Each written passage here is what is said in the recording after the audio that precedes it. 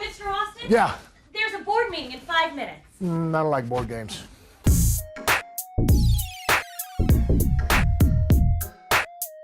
Over the last couple of months here on the channel, my classic pay-per-views I've looked at have centered on John Cena or 2005 TNA. Well, this month here on the channel, I'm looking back at a very pivotal time in my life and my wrestling fandom, the summer of 1999. That was my last year in middle school, going into high school. Roughly my first full year of wrestling fandom had elapsed by that point. I was very much engrossed and obsessed with wrestling at that point, but I have to admit, it was around this time that my fandom, for the first time really, was seriously questioned, or if not questioned, definitely shaken, and it felt like it was altered, because this was around the time where Owen Hart tragically passed away at the Over the Edge pay-per-view as a result of the rigging accident with the Blue Blazer stunt gone wrong.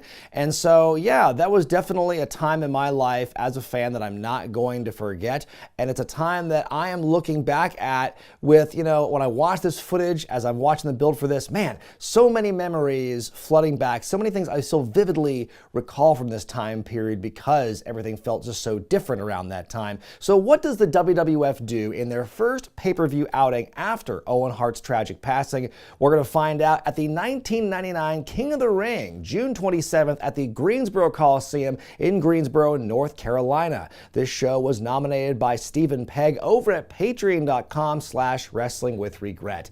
The more and more I think about Owen Hart's passing at Over the Edge, the more senseless it seems, the more unnecessary it seems, and the more obvious it becomes that, yeah, they probably should have stopped the show. And the more I think about it, the older I get, the more I have time to think about it. The fact they didn't do that is pretty reprehensible, pretty ridiculous, and it's just so bizarre to me to think that these men and women in the WWF, they just kind of like picked up and went on to the next town and kept making towns, kept doing shows, and just right after their co-worker had so senselessly passed away from this ridiculous stunt. And it's crazy to think how many wrestlers probably had to just kind of keep all that bottled up and just had to keep moving on and keep going forward. And I know for me personally as a fan, it definitely just kind of tinged the way I watched wrestling, the way I felt about it. It just felt that no matter what they tried to do in the immediate aftermath of Owen's passing, and for several months after that, everything just felt like there was this kind of pallor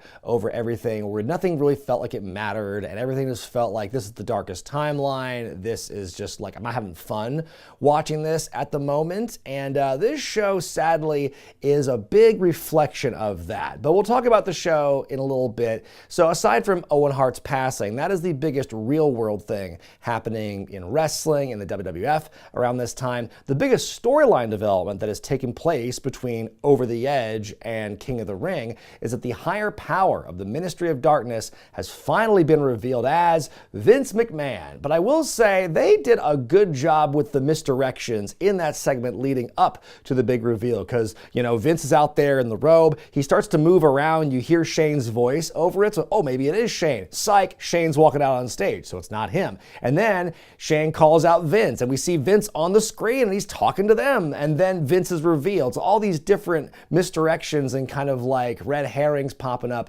throughout. I thought, okay, that was kind of neat how they finally did that.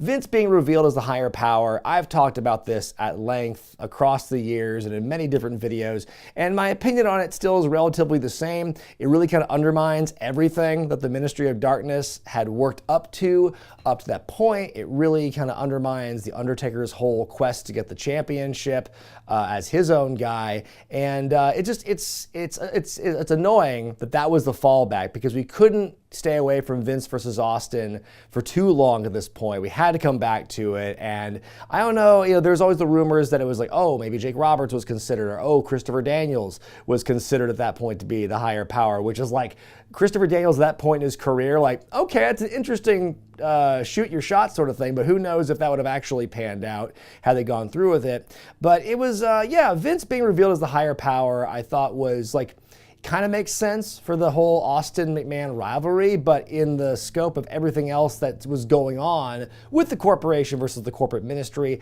it all just seemed like kind of cheap, kind of a cheap reveal. But the biggest backlash to Vince being declared the higher power was that Stephanie and Linda McMahon realizing what Vince had put them through emotionally and everything, so they sell their stake in WWF, and Linda steps down as the CEO and names her successor Stone Cold Steve Austin. And boy, Steve just makes the McMahon's life a living hell as the new CEO of the WWF. I know for me, as like a mark-ass 14-year-old kid, this was the greatest thing in the world to me. When I saw this announcement, I was like, yeah, Stone Cold's the CEO. That's so cool. He's going to be running it now and all this stuff. And the whole episode of Raw where you see him at Titan Towers and he's just raising hell, no pun intended. He's getting the employees to swear at each other and fight each other, drinking beer on the job, shoveling, cow manure into Vince McMahon's office. That was a fun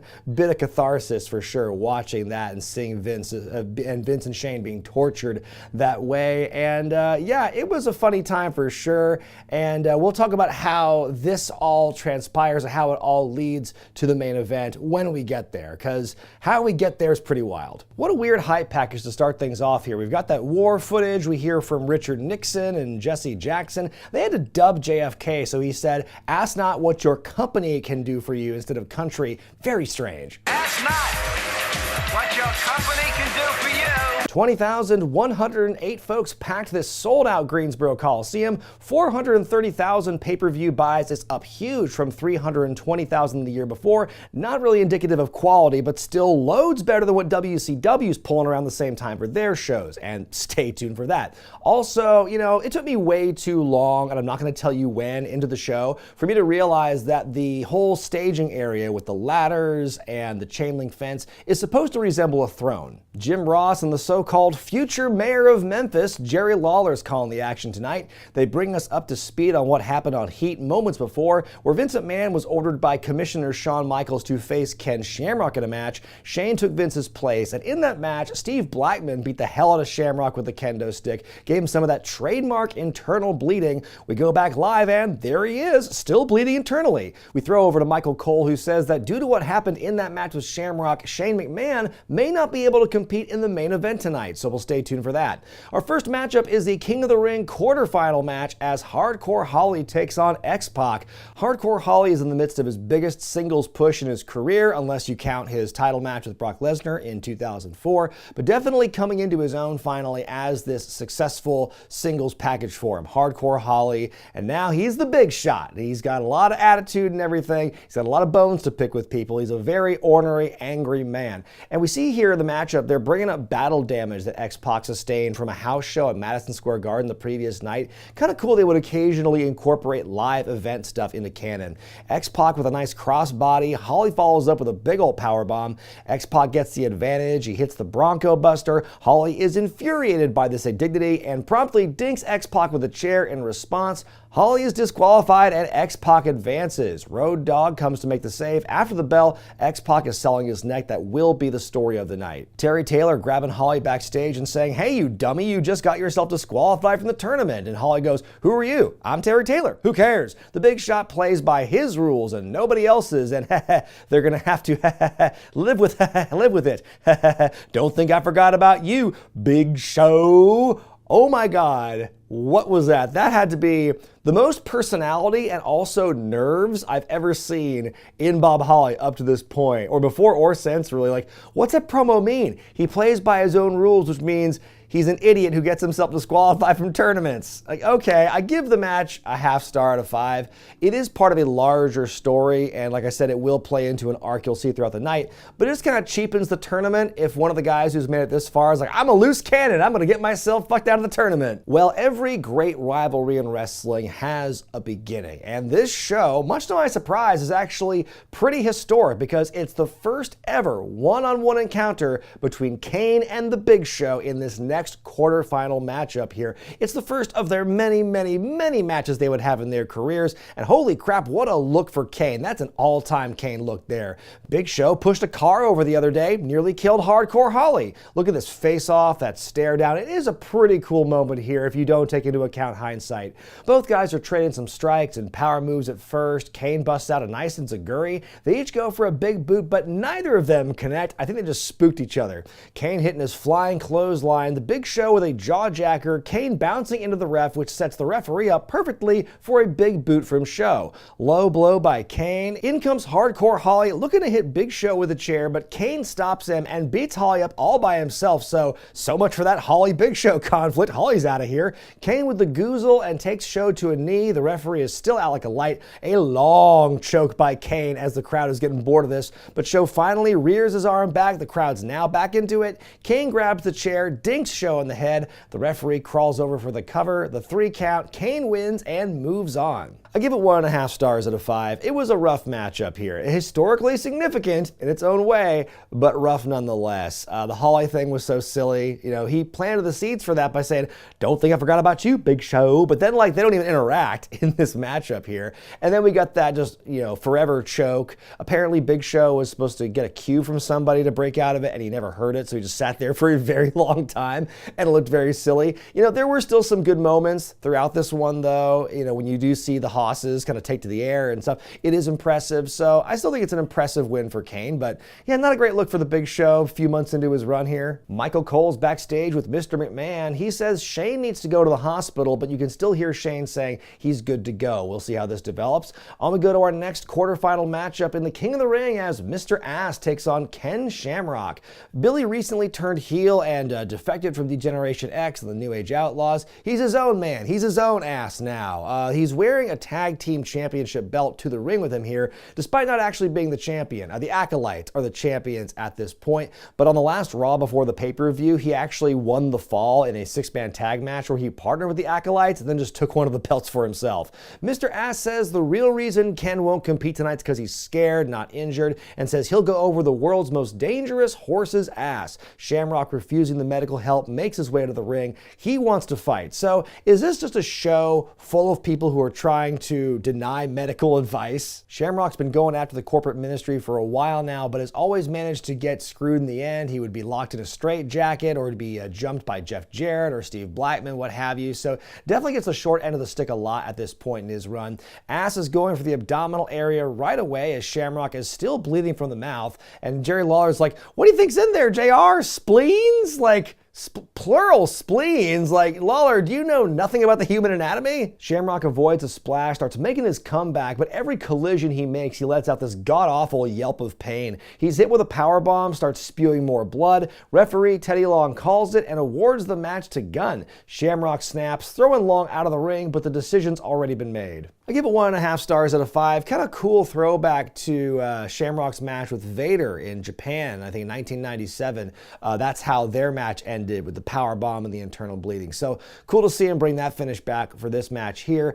It was cool to see the different ways Shamrock would get his hope spots too, because he's so debilitated, but just his ability to get that ankle lock picked up from just about anywhere was really cool. But ultimately, yeah, this was a nice heelish win for Gunn as he makes his way through the tournament. Kevin Kelly is backstage with Chyna and Triple H. Chyna says that when she was a little girl, she wanted to be a princess. Well, now she's all grown up and she could be queen of the ring here tonight. And she says that Road Dogg has got big brass balls to face her. Remember that line. Triple H has some thoughts on the WWF title match later. He's challenged the winner of that matchup. He says he doesn't answer to anyone or take orders from anyone. He follows only one man, and that's himself. Are there more possible cracks in this corporate ministerial armor? Stay tuned. Our last quarterfinal match of the evening sees Chyna taking on her old DX mate in the Road Dogg. Obviously, all these parties have a history through DX, but all you really need to know going into this particular matchup is that Chyna has spent the last several weeks just hitting Road Dogg repeatedly in the balls. So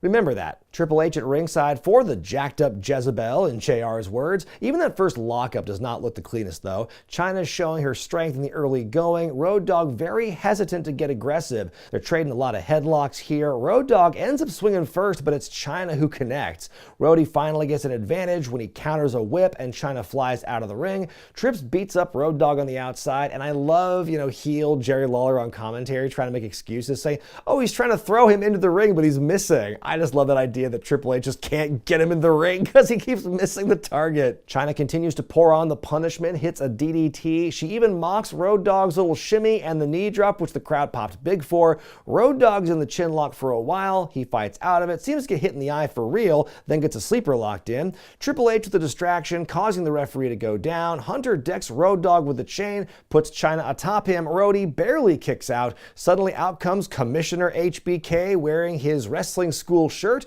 Road Dogg has finally had enough and makes his big comeback. Shawn pulls Triple H off the apron and gets him out of the ringside area. Chyna goes for the low blow but seems to have hurt her arm. Road Dogg pulls out a metal cup. Oh, that clever dog. The pump handle slam, the cover, and the win for the Road Dogg doggy dog doggy doggy dog. I give it 2.5 stars out of 5. This is by far my favorite match, the best match in this tournament tonight, which may not be saying a whole lot, but Chyna still held her own in this one. I think what makes it my favorite is because it was given the most time and actually had a story going into it. What a concept. I think that they're doing a good job kind of slowly bringing Chyna more and more into matches. Like it started out at the Royal Rumble in January, St. Valentine's Day Massacre. She's in the King of the Ring tournament here, and so it's not too huge a shock a few months from now when she challenges for the Intercontinental Championship. So I think they're doing a good job with her at this point. And I think the story was really well done because I think Road Dogg being that sympathetic figure, not wanting to attack Chyna at first, and then finally once he does, the crowd is 100% into it. So I think this was definitely like the best matchup, certainly in the first round and probably throughout the entire tournament. The Rock is backstage being interviewed by Michael Cole. The Rock says he is unimpressed by The Undertaker and is unimpressed with his speaking in tongues. Here are some tongues for you. Ooh la la, sabi da, The Rock kicking your candy ass all over God's green earth. It's not the best Rock promo you ever heard, but he'll get there. He'll get better.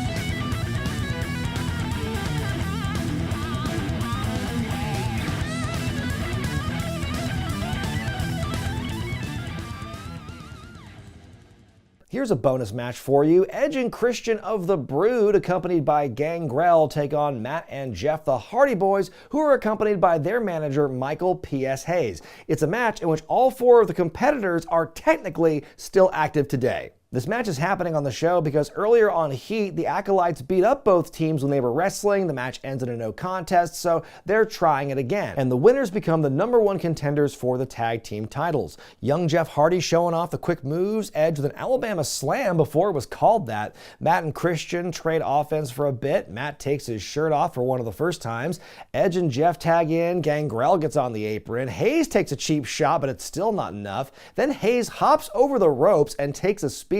The Hardys go for poetry in motion, but Edge spears Jeff in midair. Big pop for that. Christian dives to the outside. Gangrel with a big swig of that red viscous liquid and spews, but he gets the wrong man. Jeff pins Edge to win for he and Matt. 3 stars out of 5 for me. It's definitely one of the most exciting matches of the night because you've got these 4 young kids who are really hungry and just trying to make an impression here.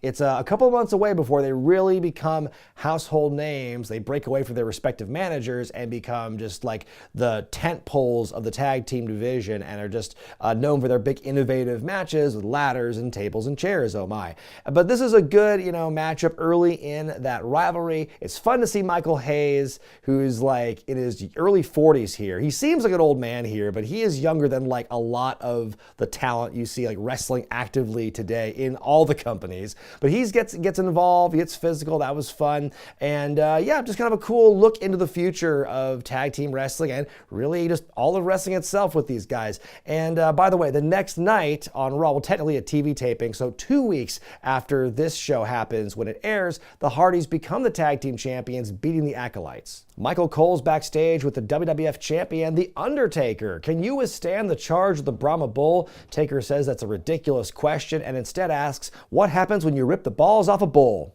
Makes you think. Mr. McMahon makes his way to the ring by himself, and oh my God, we are only 1 hour into the show? Vince calling the people of Greensboro rude and declares that Shane will not be able to compete in the main event tonight and declares the handicap ladder match will not take place as a result. He gets ready to leave, but Shawn Michaels shows back up. He says the match is still happening, but Vince says he'll have a suitable replacement instead, and then when it's all said and done, he will be the 100% owner of the WWF. On to our first semifinal match in the King of the Ring as Mr. Ass takes on Kane. Kane's off to a strong start against Billy here. He grabs the steps with evil intentions, but Gunn drop kicks them into his face. Ass is in control for a minute until Kane hits a big power slam, even hits a very high drop kick and launches Gunn off the apron.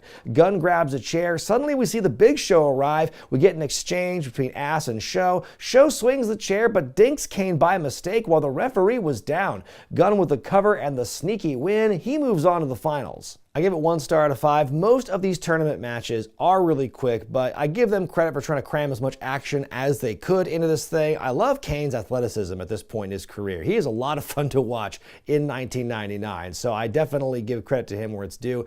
Gunn is getting the Mabel treatment here on this show. He's getting all like the relatively easy wins here as the heel, so really setting him up for success. Kevin Kelly backstage with X-Pac, any mixed feelings going into his match with the Road Dogg. X-Pac, referring to Dogg by his real name, puts over how much he loves him as a friend, but may the best man win. And then after Pac makes his entrance, we see Road Dogg being interviewed backstage as well. He says this may be the hardest match of his whole career, but at the end of the day, still wants to be King of the Ring. So we go to that semifinal matchup as the Road Dogg takes on X-Pac. We are seeing these former DX allies once again fighting. This tournament really is about like the decline of DX, if we're being totally honest. X-Pac is still hurting, but still very fast out the gate, and then I suddenly see a sign saying, I am a McDonald's Employee of the Month sign. Why?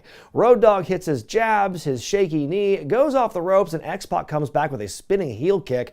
Pac goes for the most conflicted Bronco Buster ever, but misses it and damn near gives himself a tear. He recovers enough to hit the X Factor out of nowhere, and the win though. Lawler is expecting the dissolution of DX right then and there, but we have sportsmanship. I give it 1.5 stars out of 5. Not much to say about it. It is a very short matchup, but at least it's very well executed. And you know, for face versus face, fans don't want to see X-Pac and Road Dogg fight each other. They still give them a decent show for as brief as it is. And at least now we have our final set. Let's relive the Rock and Undertaker rivalry to house music. The Undertaker's wanton aggression has awakened the fury within the Brahma Bull. We go to that match now for the WWF Championship as the Undertaker defends against The Rock. While Steve Austin is off being a CEO and doing his own thing with the McMahons, that leaves The Rock to heal from his broken arm and his big cast and challenge the Undertaker for the championship at this show here. In fact, he actually won a triple threat match, a non-title matchup a week or two before this on Raw in order to get this title match. And that's where we start to see more of the corporate ministry is disintegrating. And brother, when it disintegrates, it disintegrates. Vince McMahon famously says a line that has been seared into my brain ever since because they've repeated it ad nauseum in hype packages, and Jerry Lawler said it over and over again for weeks. That's not going to happen tonight. That's not going to happen any night. So yeah, thank you for giving me forever nightmares with that phrase, Vince. The Undertaker, by the way, won his title in the main event of Over the Edge, which, needless to say, is not a show you want your title reign to be associated with. Both The Rock and Taker take their sweet time coming out to the ring here. Before the bell even rings, Taker just lays out the referee. The Rock hits the Rock bottom right away. There's no referee. Another one comes in and Paul Bearer yoinks him out and hits him. Chokeslam by The Undertaker. The first referee's counting. We get a kick out. The fight goes out to the floor and near the crowd. Lawler wonders out loud, where's Paul Bearer? And JR just says he's probably a guest speaker at a buffet somewhere because he's fat. Taker, very slow and methodical on The Rock at this point, goes for current school, but The Rock makes him crotch on the ropes, and Taker lets out the biggest scream. Fighting on the outside again in the camera area. Back at ringside, The Rock grabs a chair and goes for the kill, but Taker hits it with the ring bell and lays out The Rock. Pretty smart. Paul Bearer decks The Rock with his shoe. Rock tries to fight back. Taker DDTs him. Rock comes up from a chinlock after a while, hits a Samoan drop. We get a double down. The Rock fires back. Momentum going his way. Kyoto couldn't find anywhere to go to and takes his second big bump of the match. People's elbow by The Rock. JR says, "Who's your daddy, Undertaker?" Not the last time he's going to try getting that line over tonight. Taker with the low blow, Paul Bearer with an ether-soaked rag. How do we know that? Because the bottle's got a label with the word ether on it in big red letters. But The Rock's got the rag now and puts it in the Undertaker's face. But here comes Triple H, who hits the pedigree on The Rock and leaves. Taker recovers from his ethering and hits the Tombstone Piledriver to win and retain. I give it 2.5 stars out of 5. This match dragged on so long and they added so many bells and whistles to it because they are trying everything to convince you that The Undertaker is a champion worth watching. I mean, this feels like the biggest lame duck title reign for The Undertaker I've ever seen because, like I mentioned, he already feels really neutered and diminished as a result of him actually being aligned with the McMahons all along. It makes him seem like a pawn or like not as interesting as a result. And yeah, the fact that his title reign began the same night that Owen Hart died. People don't want to remember that show. And so now you got a title reign that is just so uninteresting and so just hollow, it feels at this point. And yeah, it was not a terrific match at all for either guy. Backstage, Triple H is being forcibly removed from the building by Shawn Michaels as Vince is screaming that that's his replacement partner. HBK says, "No shit, Sherlock, I knew that." Vince makes a phone call and tells somebody to turn back around. Well, in the finals of this year's King of the Ring tournament, former DX brothers collide. Again, it's X-Pac versus Mr. Ass. Michael Cole's backstage with Billy Gunn, who shares his strategy. He's going for X-Pac's crippled ass neck, and he'll have 4 words for you: kiss his royal ass. Gunn still has that tag belt that isn't actually his. He makes his way to the ring. He starts out strong on X-Pac. He hits one splash, misses another, which gives the kid a chance to come back. This crowd is very tired at this point, to the point where X-Pac hits his finish out of nowhere and it's almost to dead silence. The Bronco Buster sort of wakes them up though. Billy goes to the top rope, but X-Pac crotches him and yells, "Come on, you motherfucker!" Gunn comes back and hits a super famouser to win the match to be crowned the new King of the Ring, and even JR is tired of it. We've got a new King of the Ring, and he's Billy Gunn. The 1999 King of the Ring is badass Billy Gunn. I give it 2 stars out of 5. I think the story for the match was okay, and I think that X-Pac, I'll give him credit again for how he sold and really portrayed this come-from-behind underdog, going through all these odds and everything. So I think it worked okay, but the crowd just did not care. They don't want to see these members of DX fighting each other. They don't want to see the Outlaws break up. I'm pretty sure they're probably still saving some energy for the main event as well, and I think that might have something to do with why this crowd is so just dead silent by this point. But maybe they don't want to see Mr. Ass as King of the Ring either. It just feels like this whole tournament for 1999, even back then when I was watching, I'm like, this is a huge drop off from 98's bracket for sure. And 2000 is an improvement from this one, but 99 is just a really dismal tournament and a winner that people just like didn't care enough as a bad guy to care about, I think. And then of course, once he wins the tournament, he's got no favors going for him because the next night on Raw, he just straight up loses a match to Bradshaw for Bradshaw to get that tag belt back. And then Billy Gunn's next program isn't even a singles run. He's teaming with Chyna to fight Road Dogg and X-Pac at Fully Loaded for the rights to the DX name. And then what's his next big singles match going to be? Oh, I guess a guy named The Rock. That's going to end well for him. Well, it's time for the main event, a handicap ladder match, winner take all for full control of the World Wrestling Federation. And by the way, no corporate ministry members allowed to interfere or they are fired, as the CEO, Stone Cold Steve Austin, is set to take on Vince and Shane McMahon. So,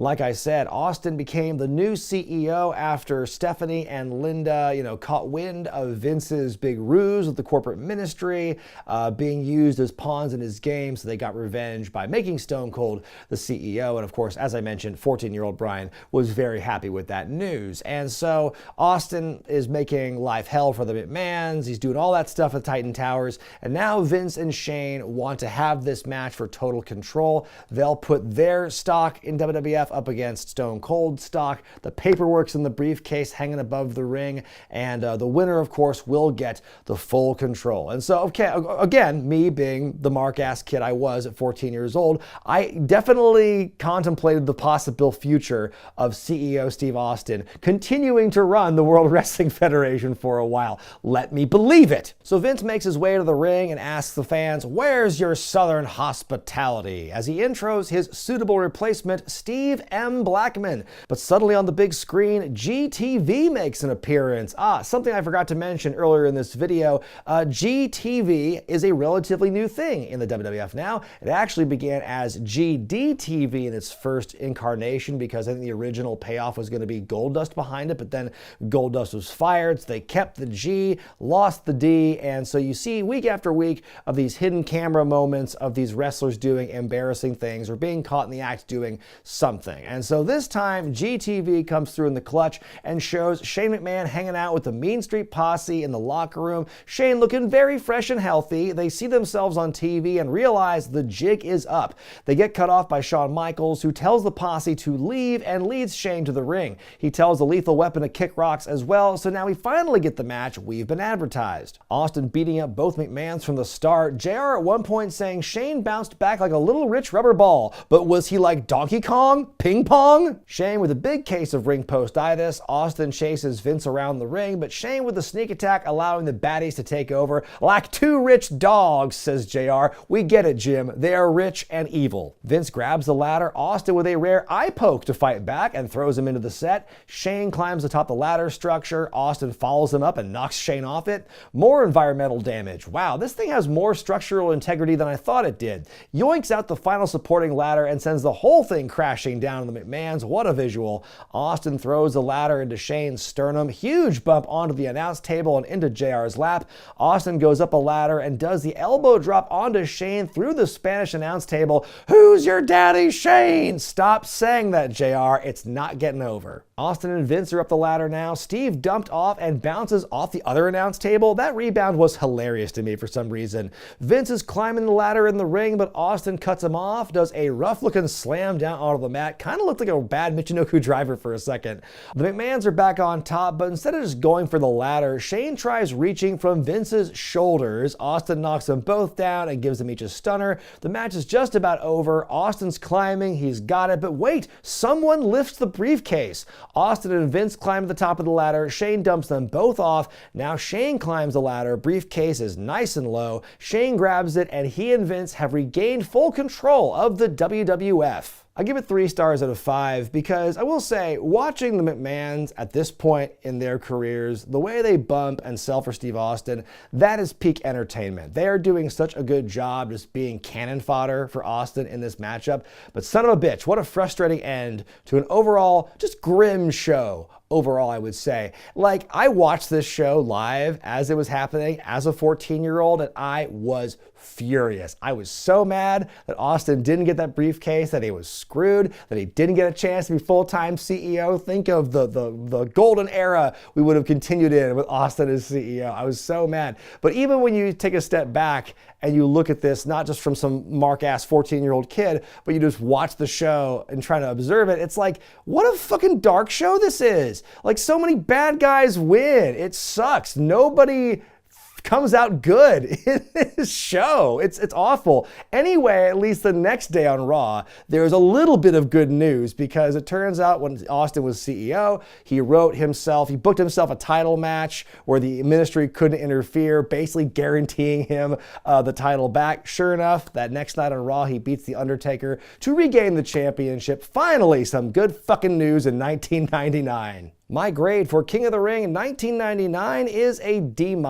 This is a bad show. You know, you think about the Attitude Era and how, wow, nothing they could do no wrong because they were just firing on all cylinders and, you know, making all this money and doing all so well and everything. But man, their pay-per-views still suck so much ass. And that's even if you don't include the tragedy of Owen Hart beforehand. Look, this is your first pay-per-view after one of the biggest scandals and tragedies you will ever incur as a company. And the least you could do, the least that these fans are asking for here in Greensboro is some happiness and mirth and a little hope. But you don't give them any of that. You just give them like just beating after beating, heel win after heel win. That is not what we needed right now in June 1999. We did not need that. We did not want that. Yes, things improve a little bit on the day after on Raw for the championship scene and everything, but just one whole night of just boring tournament matches, all the bad guys winning. This was just... It was a terrible show for a lot of reasons. It was every bit as miserable as I remember it being sitting at my friend's house watching that summer as a 14-year-old. It's not held up. It's not a good show. But what did you think of King of the Ring 99? I'd love to see if there's any dissenting opinion on this. Let me know in the comment section below. Be sure to give the video a thumbs up if you like it, subscribe to this channel, and of course, hit the bell icon for all the notifications. Folks, I don't know if you're aware of this, but the early summer of 99 is just bad for wrestling across the board. Not just for the WWF, but also WCW. And as bad as you think this show might have been, the next one I'm covering from around the same time period might have it beat. Picture it. David Flair defends the U.S. Championship against Dean Malenko. The Hardcore Junkyard Invitational. You've got Kevin Nash defending his World Championship against two other people and his own tag team partner. Roddy Piper versus Buff Bagwell in a boxing match officiated by Judge Mills Lane. It can only be Bash at the Beach, 1999. But until then, I'm Brian Zane, and I'll see you next time.